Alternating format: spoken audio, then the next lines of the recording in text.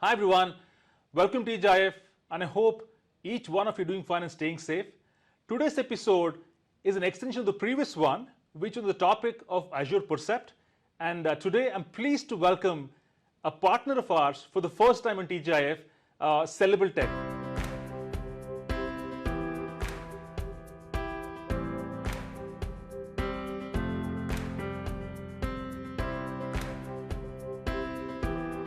Yes, recently they acquired advanced specialization tag as a partner of Microsoft in the area of AI and machine learning. Anirudh, welcome to TGIF. It's my pleasure, Sandeep. Thanks for having me. And congratulations on that recognition. Oh, absolutely. Absolutely. Thank you so much, guys. We were happy that we could cross the river. Wonderful. So quickly, Anirudh, let's jump right into the questions, right? You saw Percept video last week, and I know you have a point of view, right? I want to understand your point of view in terms of how does Percept change the entire AI and edge inferencing and IoT landscape in the industry? So Percept, of course, has been an instrumental way for us to reach out to customers specifically with respect to their autonomous operations requirement. Right. Most customers in the last 1 year, of course, they have realized the value of their data, and now they want to use that data to make their operations autonomous as possible. Right. And we are seeing more and more adoptions of Percept in that case. And more importantly, because of Percept and the integration between Percept and the overall Azure economy, the adoption is going faster. It's faster time to market, faster time to deploy and to see the ROI. It used to take maybe a year or so for you to see the first outcome from an IoT project. That has gone on from a year to a 3 or 4 week cycle. So that's a huge impact. Wow. In fact, it's a great point of view, Anirudh. That brings us to the second question, which is, hey, technically, we're seeing the platform being democratized, right? To your point, in terms of the time taken to deploy an IoT solution, so how is that helping you today as a company? It's helping us immensely. See, Sandeep, I would talk about, let's say, one of the solutions that we deployed for a manufacturing company where they wanted to see spillage in their containers, the oil spillage, right? At any level within the plant, hierarchies. And, for deploying that algorithm, it took us almost a year. Because we had to train multiple models, multiple versions, and put it on the device. Now you train a model which is complex, it doesn't run on the device. The device cannot hold it. Right. We keep kind of rattling between these kind of changes and adoption frameworks.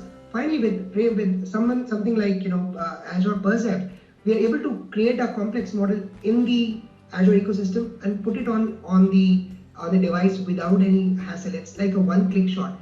So that has helped us big time. Second, what we are seeing is once you deploy it at the customer side, they're looking for 10 more use cases. Right. And for them, even a citizen data scientist can really go and deploy something using Azure Computer Vision and just get started with it and do the pilot panel. So with the Azure Percept Studio and the ability to deploy these ML models, we are seeing tremendous outcomes specifically in the manufacturing and the retail industry.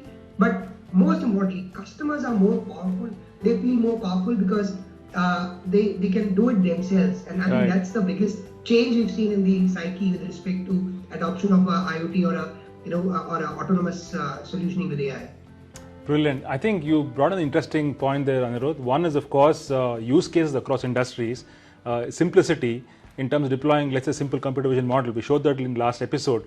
But help me understand this. Now, as you approach any IoT project, would you engage, let's say, a deep tech specialist on IoT and a deep tech specialist on, let's say, AI ML, put them together and make them, work on the ideation and envisioning? Or, anybody can do it? What is the approach taken by you today?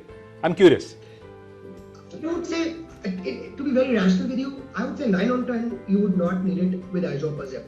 Okay. 9 on 10 for me is a pretty big number, because that would mean that every citizen data scientist who understands, let's say, how ML works, not completely a layman, but a citizen data scientist can go and drag drop certain assets, pre-built assets, and deploy, right?